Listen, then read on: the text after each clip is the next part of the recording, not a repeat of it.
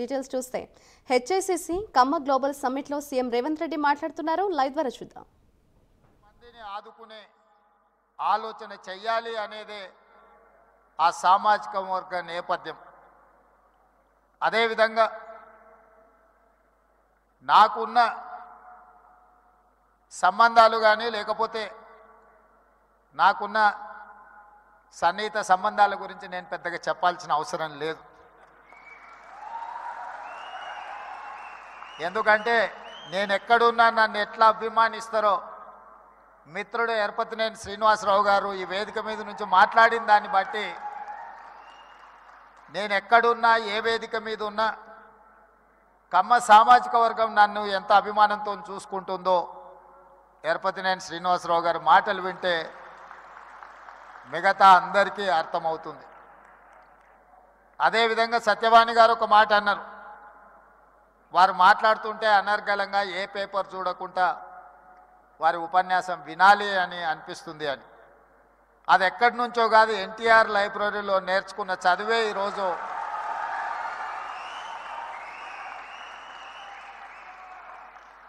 ఎన్టీఆర్ లైబ్రరీలో మేము చదువుకున్న చదువు ఇవాళ జీవితంలో ఉన్నత స్థానాలకు రావడానికి ఉపయోగపడ్డదని నేను గట్టిగా అందరి ముందు చెప్పడానికి ఏమాత్రం జంకను.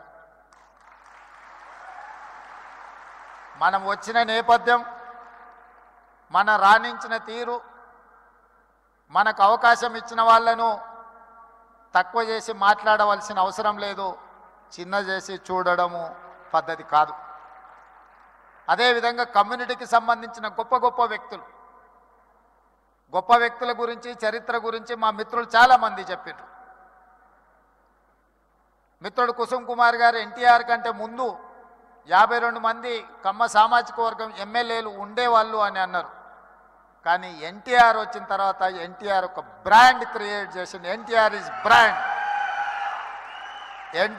Brand for politics, NTR is brand for leadership.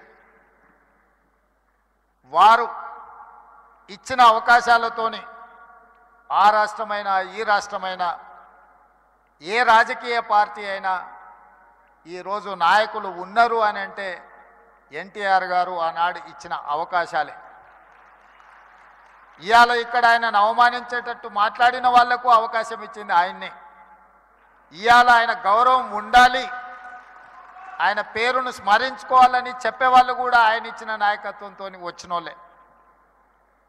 అది ఎన్టీఆర్ లోపము, ఎన్టీఆర్ తప్పు కాదు. ఎన్టీఆర్ అందరికీ అవకాశం ఇచ్చిండు. అవకాశం వచ్చిన వాళ్ళు ఒక్కొక్కరు ఒక్కొక్క రకంగా ఉండొచ్చు, అది వాళ్ళ యొక్క విజ్ఞత. అదేవిధంగా ఎన్జి రంగా, అదేవిధంగా వెంకయ్య నాయుడు, ఈనాడు చంద్రబాబు నాయుడు గారి గురించి నేను చెప్పాల్సిన అవసరం లేదు.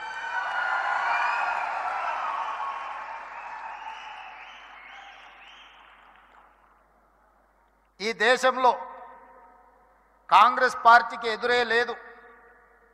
బలమైన నాయకురాలుగా శ్రీమతి ఇందిరాగాంధీ గారిని ఎదుర్కొనే వాళ్ళే లేరు. అంత బలమైన నాయకత్వాన్ని అందిస్తున్నప్పుడు ఎన్టీ రామారావు గారు ప్రవేశపెట్టిన సంకీర్ణ రాజకీయాలే ఇవాళ దేశాన్ని ఏలుతున్న వాళ్లకు అవకాశాలు ఇచ్చినాయన్న సంగతి మరవకూడదు. రామ్మోహన్ రావు గారికి గుర్తుండి ఉండాలి, ఆనాడు తెలుగుదేశం భారతీయ జనతా పార్టీ పొత్తులో భాగంగా దేశంలో 2 సీట్లు బీజేపీ గెలిస్తే హనుమకొండ నుంచి పివి నరసింహారావు గారిని ఓడించిన బీజేపీ జంగారెడ్డి గారు తెలుగుదేశం మద్దతుతో గెలిచారు.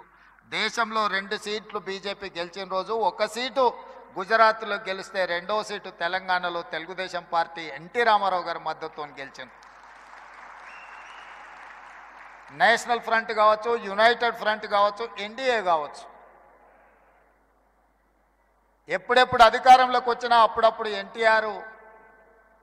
ఎన్టీఆర్ ఆలోచన సంకీర్ణ రాజకీయాలే ఈరోజు వాళ్ళందరూ కూడా అధికారంలో ఉండడానికి అవకాశం వచ్చింది.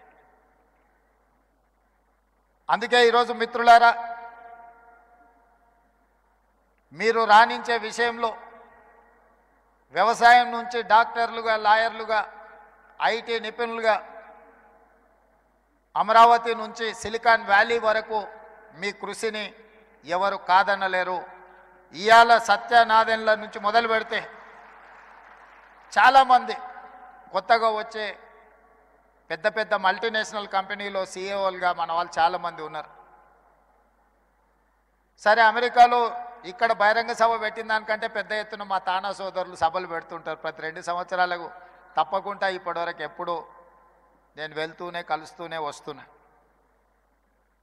అయితే ఈ సమావేశం కమ్మ గ్లోబల్ ఫెడరేషన్ ఒక మంచి సాంప్రదాయాలకు సమాజానికి ఉపయోగపడే విధంగా ఈ హైదరాబాదు నగరాన్ని విశ్వనగరంగా మార్చడానికి అవసరమైన ప్రణాళికలలో మీరు భాగస్వాములు కావాలి. తెలంగాణ రాష్ట్ర ప్రభుత్వం మిమ్మల్ని ఆహ్వానిస్తుంది. మీలో ఉన్న నిపుణులను, మీలో ఉన్న నైపుణ్యాన్ని అన్ని రకాలుగా ప్రోత్సహించడానికి తెలంగాణ రాష్ట్ర ప్రభుత్వం సంసిద్ధంగా ఉంది. ఎలాంటి భేషజాలు అక్కర్లేదు. హైదరాబాదు నగరం ప్రపంచంతో పోటీ పడాలంటే ప్రపంచంలో రాణించిన కమ్మ సోదరులకు ఇక్కడ అన్ని రకాల అవకాశాలు కల్పించడానికి మా ప్రభుత్వం సిద్ధంగా ఉన్నది అని చెప్పి నేను ఈ వేదిక మీద నుంచి విజ్ఞప్తి చేస్తున్నా. మాకు భేషజాలు లేవు. కులం, మా కులాన్ని మేము అభిమానించుకుంటాం. మేము ఇతర కులాలను గౌరవిస్తాం. ఎక్కడా ఆ విషయంలో పొరపాటు జరగదు. మా కులం పట్ల మాకు అభిమానం ఉండొచ్చు, కానీ ఇతర కులాల పట్ల అపారమైన గౌరవం ఉన్నది. ఈ విజ్ఞతను ఎప్పుడూ తెలంగాణ రాష్ట్ర ప్రభుత్వం పాటిస్తుంది. మా మిత్రుడు శ్రీనివాసరెడ్డి గారైనా, మా సోదరుడు కోమటిరెడ్డి వెంకటరెడ్డి గారైనా మేము ఈ సూత్రాన్ని ఎప్పుడు అమలు చేస్తూనే ఉంటాం. తెలంగాణ రాష్ట్రంలో వివక్ష ఉండదు. తెలంగాణ రాష్ట్రంలో మీ కష్టానికి గుర్తింపు ఉంటుంది, మీకు అవకాశాలు ఉంటాయి. అదేవిధంగా ఈరోజు ఈ నగరం రాణించాలి అని అంటే పెట్టుబడులు రావాలి, పరిశ్రమలు పెరగాలి, దానికి అవసరమైన అనుమతులు ఇవ్వాలి. ప్రపంచంలో నిరసన ధర్నా చౌక్లో కిషన్ రెడ్డి మాట్లాడుతున్నారు. లైవ్ ద్వారా చూద్దాం.